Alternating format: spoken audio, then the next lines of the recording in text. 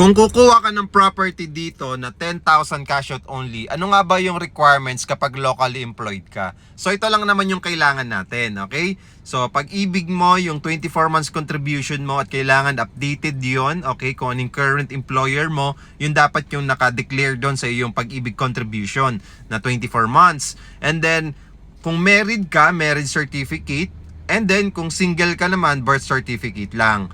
And then, ID picture po, 1 by 1. White background, 2 valid ID po, government issued ID, certificate of employment or ITR 2316, and latest 2 months payslip po yung kailangan natin. So yun lang naman po kapag locally employed po tayo. So for only 10,000 lang po kung pag-ibig member po tayo, yun lang po talaga yung ilalabas natin na reservation fee or cash out. Wala na po kayong babayaran dito na 5% down payment, 20% down payment, 30% down payment bago ka ma-approve kay Pag-ibig. Ang kailangan mo lang 10,000 at good news, okay?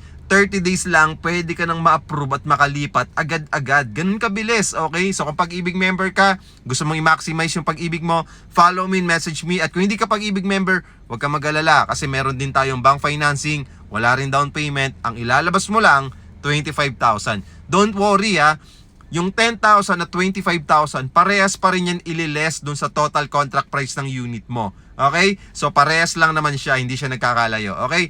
Follow me and message me kung interested po kayo at paki-heart po itong video na to. Maraming salamat and God bless.